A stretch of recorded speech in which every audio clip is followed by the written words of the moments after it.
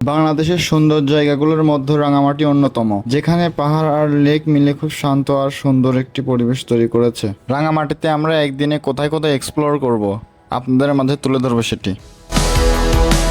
আমাদের যাত্রা শুরু হয় চট্টগ্রাম অক্সিজেন মোড় থেকে ঠিক দুপুর 2টার সময়। আমরা উঠে পড়ি পাহাড়িকে গাড়িতে, নতুন একটি অভিজ্ঞতার আশায়। রোদের তেজ তখনও অনেক বেশি ছিল, কিন্তু ভ্রমণের উত্তেজনায় সেটা একদমই গায়ে লাগে নাই।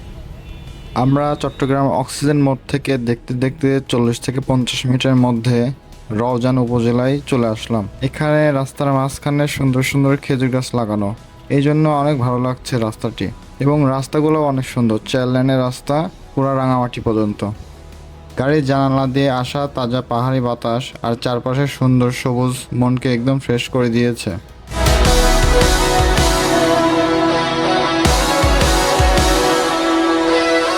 আমরা পাহাড়িকা গাড়িতে উঠে 2 ঘন্টার মধ্যে রাঙামাটি পৌঁছে গেলাম।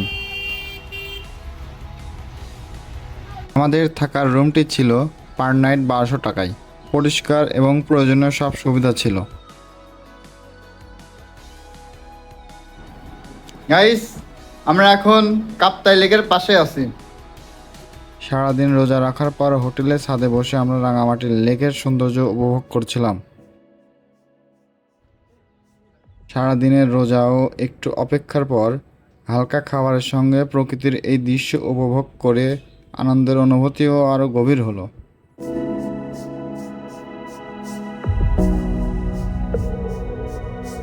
এখান থেকে রাঙামাটির লেক এবং চারপাশের দৃশ্য খুব কাছ থেকে উপভোগ করা যায়।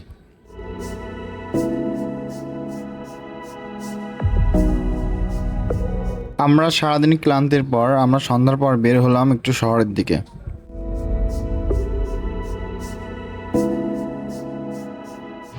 রাঙামাটিতে দ্বিতীয় দিনে আমরা একটি সিএনজি রিজার্ভ করে নেই। প্রথম স্পটটি ছিল ঝুলন্ত ব্রিজ। রাঙামাটি ঝুলন্ত ব্রিজে প্রবেশের জন্য টিকিটের দাম 30 টাকা।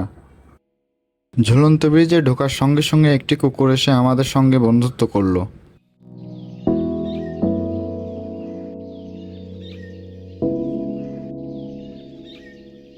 যেখানে দাঁড়িয়ে লেকের চারপাশের সবুজ পাহাড় দৃশ্য উপভোগ করা যায়। ব্রিজের উপর দাঁড়িয়ে চারপাশের লেক আর পাহাড় দৃশ্য উপভোগ করতে লাগলাম।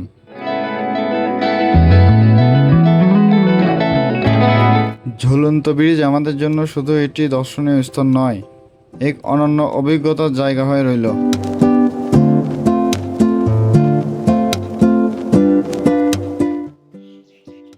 আপনারা চেষ্টা করবেন সকাল অথবা সন্ধ্যায় আসতে।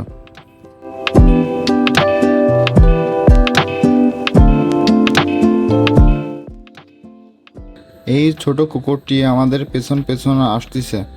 প্রথমে ভাবলাম হয়তো কাকতালীয়, কিন্তু না, আমরা যত এগোচ্ছি সে ততই আমাদের সঙ্গে চলছে। এদের মাঝে দাঁড়িয়ে থাকা এক বিশাল বিস্ময়ের নাম বটগাছ। শত বছরের ইতিহাস বুকে ধারণ করে এই গাছ শুধু একটি গাছ নয়, বরং একটি জীবন্ত পরিবেশ। জিল জিল মানে মাংস, আর হলো এই কি জানো মানে মাছ।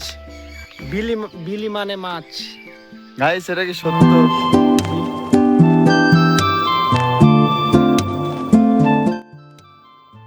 এই দোকানগুলো আদিবাসীদের। আমরা ঝুলন্ত ব্রিজ থেকে বের হয়ে রওনা দিলাম আই লাভ রাঙামাটির সেই মেন লোকেশন।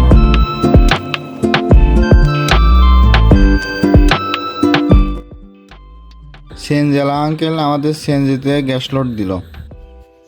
গ্যাস লোড দেওয়ার পর আমরা আবার রওনা দিলাম।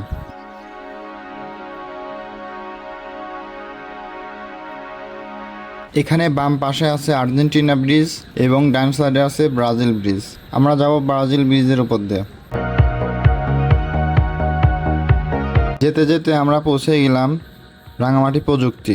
রাঙামাটি প্রযুক্তি অসম্ভব সুন্দর, এটি পাহাড়ের উপরে অবস্থিত। সেখান থেকে আবারও রওনা দিলাম। পাহাড়ের রাস্তাগুলো এত সুন্দর যা রং তুলি দিয়ে ছবি আঁকানোর মতো। আঁকা বাঁকা রাস্তা পেরিয়ে আমরা চলে আসলাম সেই মেন লোকেশনে, আই লাভ রাঙামাটি। এই লোকেশন থেকে অসম্ভব সুন্দর সব দৃশ্য দেখা যায়। মনোরম পরিবেশ। রাঙামাটি ব্রিজে দাঁড়ালেই একসাথে চোখে পড়ে লেক আর পাহাড়ের অপূর্ব মেলবন্ধন।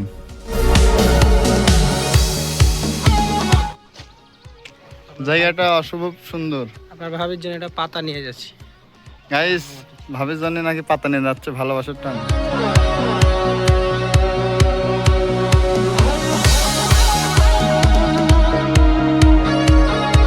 পর্যটকদের জন্য আই লাভ রাঙামাটির নিচেই ঠিক একটি সুন্দর রেস্টুরেন্ট তৈরি হচ্ছে।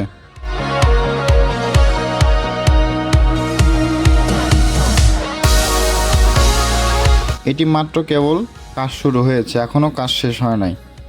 যেখান থেকে পাবেন একদম পুরা লেক ভিউ।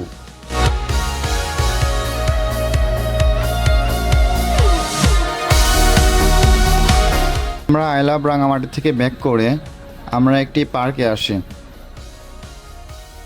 এটা লেকের কিনারে অবস্থিত। এটা ফুল গাছ দিয়ে অনেক সুন্দরভাবে সাজানো, এটা অনেক সুন্দর লাগে। বিকেল কাটানোর জন্য একটি সুন্দর একটি জায়গা। আমরা চলে আসলাম রাঙামাটি জেলার কেন্দ্রীয় শহীদ মিনারে। রাঙামাটি শহরের শান্ত পরিবেশের মাঝখানে দাঁড়িয়ে আছে রাঙামাটি শহীদ মিনার।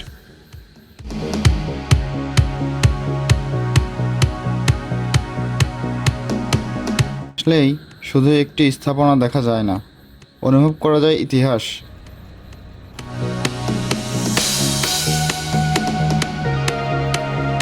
রাঙামাটি কেন্দ্রীয় শহীদ মিনার স্মৃতিময় পরিবেশ পেছনে ফেলে আমরা এবার ঢুকে পড়লাম রাঙামাটি পার্কে।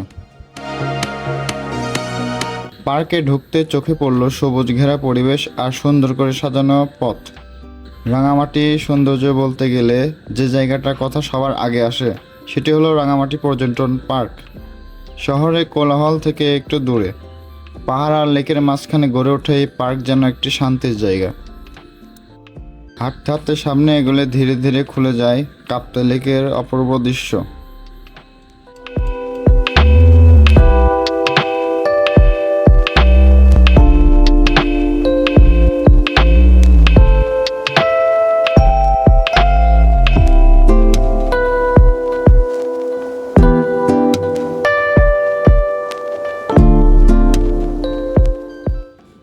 একটু নিরিবিলি সময় চাইলে একা বসে থাকতে পারেন।